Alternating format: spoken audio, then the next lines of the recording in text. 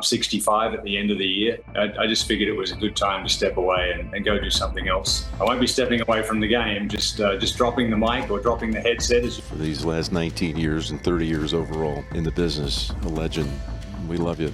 Thank you. At 65, Ian Baker Finch should be celebrating a life well lived. Instead, the Australian golf legend faces a reality far removed from the glory he once knew. The man who conquered the oldest major championship in golf now lives with the haunting memories of one of the most devastating collapses the sport has ever witnessed. This is not just a story about losing form.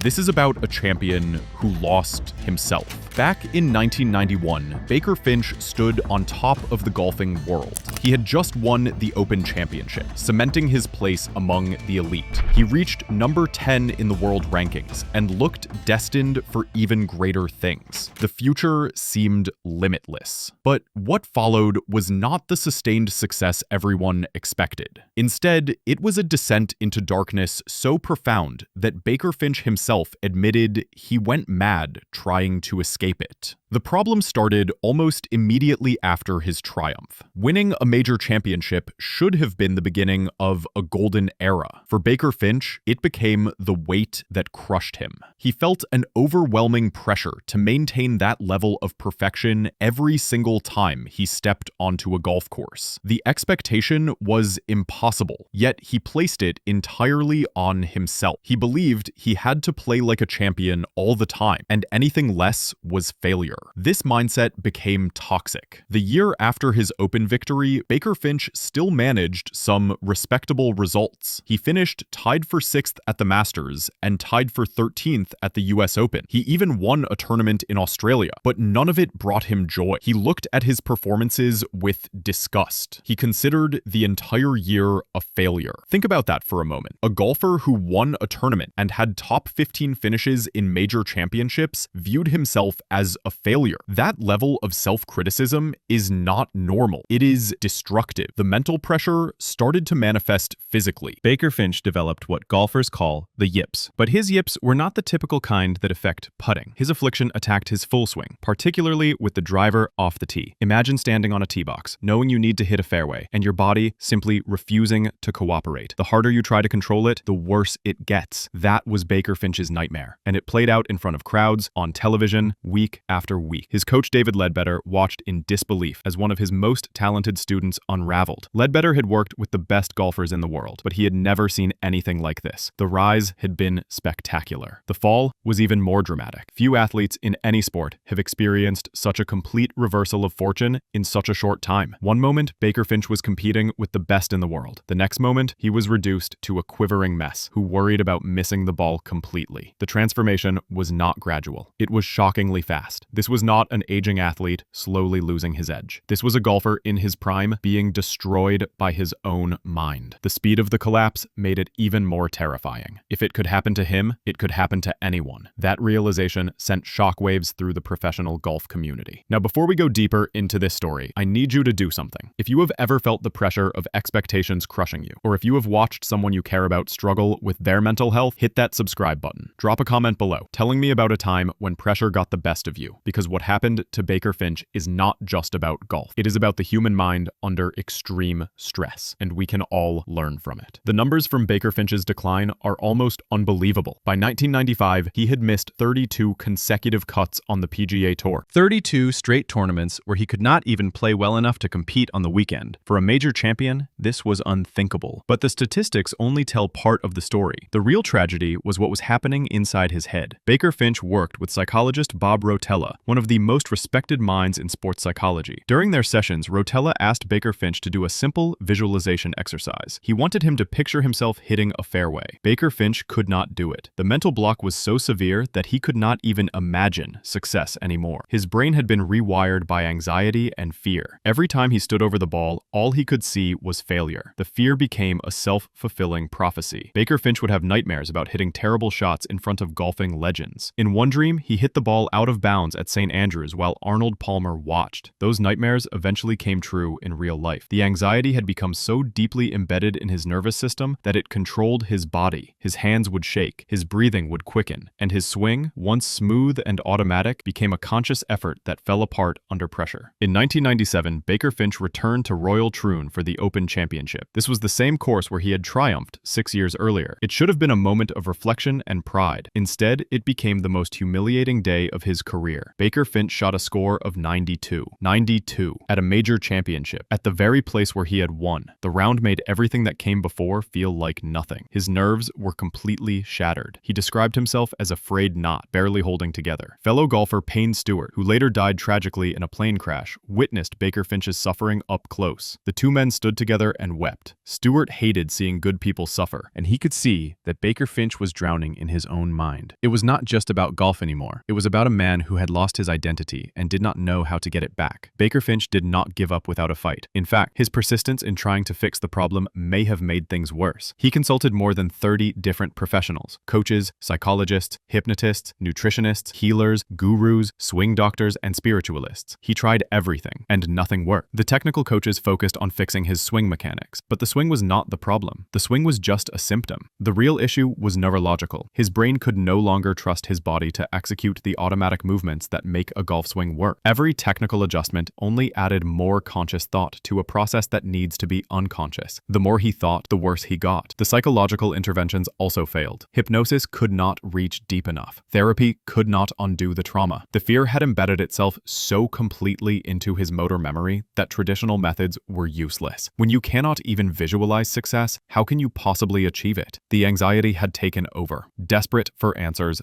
Baker Finch turned to alternative methods. He met with spiritual healers and gurus, hoping they could unlock something inside him that conventional methods could not reach. But even these efforts led nowhere. The sheer number of different approaches he tried suggests a man in complete desperation. And that desperation likely made things worse. Each failed attempt reinforced the belief that he was broken beyond repair. Think about what that does to a person. You wake up every day knowing that you used to be great. You have the trophy sitting at home proving you conquered the best golfers in the world. But now you cannot even hit a fairway. You have tried everything and nothing works. How do you keep going? How do you face another day knowing that failure is waiting for you? Baker Finch kept playing, but his competitive career was already over. The psychological damage was too severe. In 1998, after the nightmare at Royal Troon and countless missed cuts, he announced he would stop playing tournament golf until at least the year 2000. He needed to step away, not because his body was broken, but because his mind was. The decision to walk away was the beginning of his recovery, but it did not feel like recovery at the time. It felt like surrender. Baker Finch had to accept that he would never be the golfer he once was. The yips had stolen that from him permanently. The man who won the Open Championship was gone, and he was not coming back. So what do you do when the thing that defined you is taken away? How do you rebuild your life when your identity has been destroyed? For Baker Finch, the answer came from an unexpected place. He could not play golf anymore, but he still understood the game better than almost anyone. He knew the strategy, the mental challenges, the pressure, and he could communicate all of that to an audience. Baker Finch transitioned into broadcasting. He became a golf commentator, offering analysis and insight during televised tournaments. This was not an easy shift. Broadcasting requires a different skill set. You have to be articulate, engaging, and knowledgeable. You have to make complex ideas simple, and you have to do it live, with no second chances. But Baker Finch was good at it. Really good. He joined CBS as a color commentator and spent 19 years in the booth. 19 years. That is longer than many professional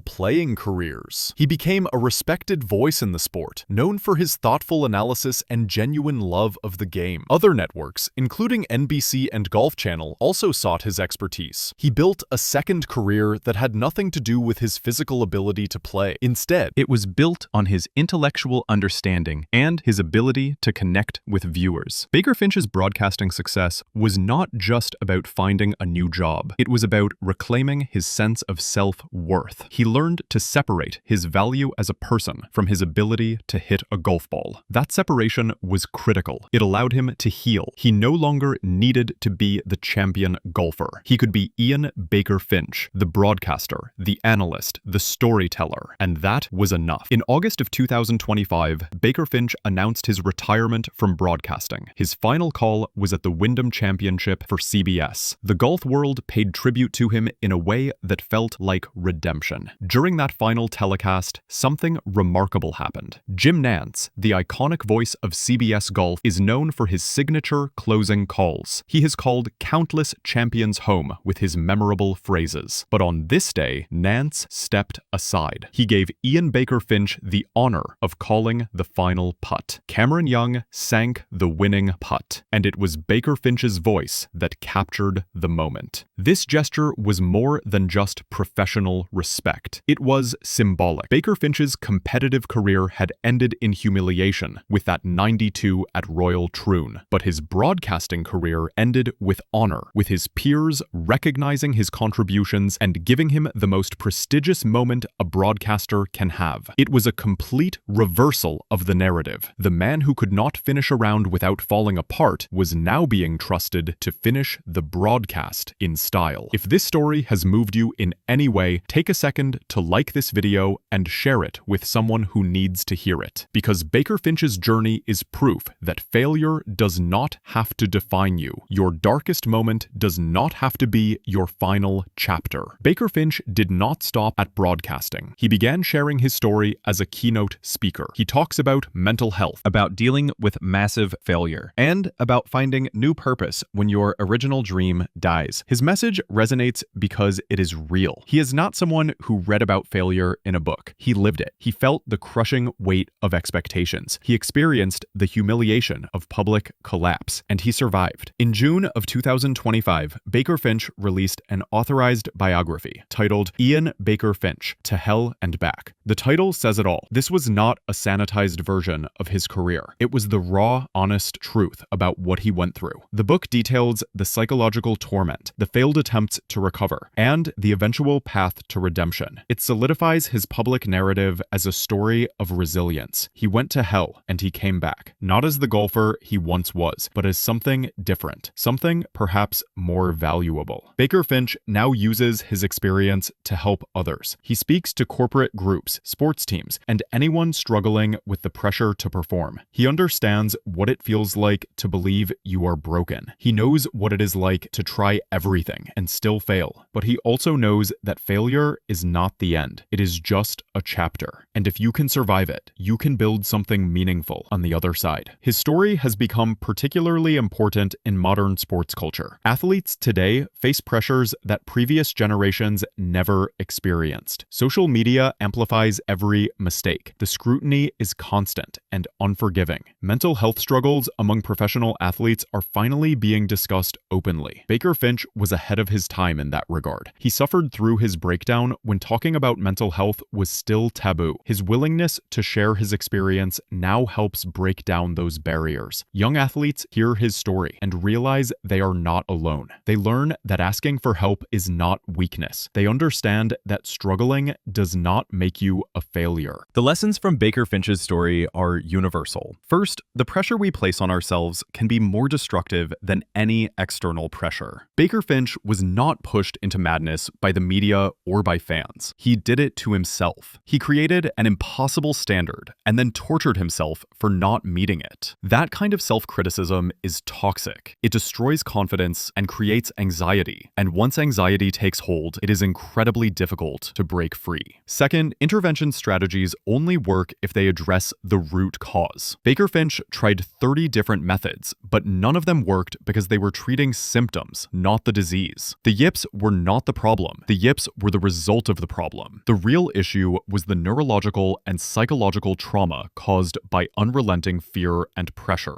Until that trauma was addressed, nothing else mattered. Third, sometimes the only way to recover is to walk away. Baker Finch could not fix his golf game while he was still playing competitively. The environment itself was toxic. Every tournament reinforced the fear. Every bad shot confirmed his worst beliefs about himself. Walking away was not weakness. It was the only path to healing. It gave him the space to rebuild his identity without the constant pressure of competition. Fourth, identity transference is possible. Baker Finch was able to find fulfillment in a new career because he stopped tying his self-worth to his physical performance. He learned that he had value beyond his ability to play golf. That realization was transformative. It allowed him to succeed in broadcasting and speaking, and it gave him the peace that eluded him during his playing days. Finally, redemption is possible. Baker Finch's story could have ended with that 92 at Royal Troon. It could have been a tragic tale of a champion destroyed by his own mind. But it did not end there. He found a new path. He built a new career.